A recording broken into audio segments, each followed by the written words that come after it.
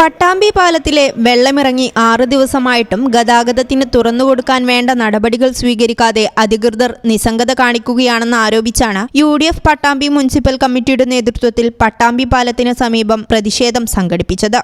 നിലവിൽ പ്രാഥമിക പരിശോധന മാത്രമാണ് പാലത്തിൽ പൂർത്തിയാക്കിയത്. വിദഗ്ധ സംഘത്തിന്റെ നേതൃത്വത്തിൽ വിശദ പരിശോധന നടത്തി പാലത്തിലൂടെ ഗതാഗത സൗകര്യം നടപ്പാക്കണമെന്നാണ് ആവശ്യമുയരുന്നത്.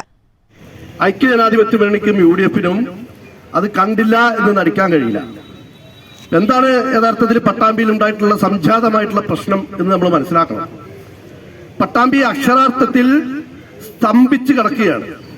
ഒരു ദുരന്ത ഭൂമി പോലെ പട്ടാമ്പിയിലെ കടകൾ തുറക്കാൻ പറ്റാതെ പട്ടാമ്പിയിലെ ആളുകൾക്ക് ചലനശേഷി നഷ്ടപ്പെട്ട രീതിയിലാണ് ഇന്ന് പട്ടാമ്പിയുടെ ദുർഘട അവസ്ഥ എന്നുള്ളിടത്താണ് ഐക്യജനാധിപത്യ മുന്നണി 6ാം ദിവസമായിട്ടും പാലത്തിലൂടെ അതിന്റെ ബലപരിശോധന നടത്താൻ കഴിയാത്ത അധികാരവർത്തികളുടെ നിഷ്ക്രിയതയെ ചോദ്യം ചെയ്യുന്നതിനാണ് ഇന്ന് ഐക്യജനാധിപത്യ മുന്നണി ഈ സമരവുമായി മുന്നോട്ട് വന്നത്. നിലവിൽ പാലത്തിലൂടെ കാൽനടയാത്ര മാത്രമാണ് അനുവദിച്ചിട്ടുള്ളത്. പാലത്തിൽ വിശദമായ ബലപരിശോധന നടത്തിയതിനു ശേഷം മാത്രമേ വാഹന ഗതാഗതം അനുവദിക്കുകയുള്ളൂ എന്നാണ് അധികൃതർ അറിയിക്കുന്നത്. നിലവിൽ സ്കൂൾ വിദ്യാർത്ഥികൾ ഉൾപ്പെടെ ആയിരക്കണക്കിന് ആളുകളാണ് പാലത്തിലൂടെ കാൽനടയാത്രയായി സഞ്ചരിക്കുന്നത്. ഞാങ്ങാട്ടിരി ഭാഗത്ത് നിന്ന് പട്ടാമ്പിയിലെ വിദ്യാലയങ്ങളിലേക്ക് വരുന്ന വിദ്യാർത്ഥികളാണ് ഏറെ ബുദ്ധിമുട്ടിലായത്. പ്രായമായവരും രോഗികളും പാലം കടക്കാൻ ഏറെ പ്രയാസപ്പെടുന്ന അവസ്ഥയാണ്.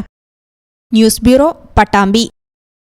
നിങ്ങളുടെ വിവാഹാഘോഷങ്ങളെ ബജറ്റിലൊതുക്കാൻ ചാസിയ സിൽക്സ് നിങ്ങൾക്കായി ഒരുക്കിയിരിക്കുന്നു മംഗൾ വെഡിംഗ് ഫെസ്റ്റ്.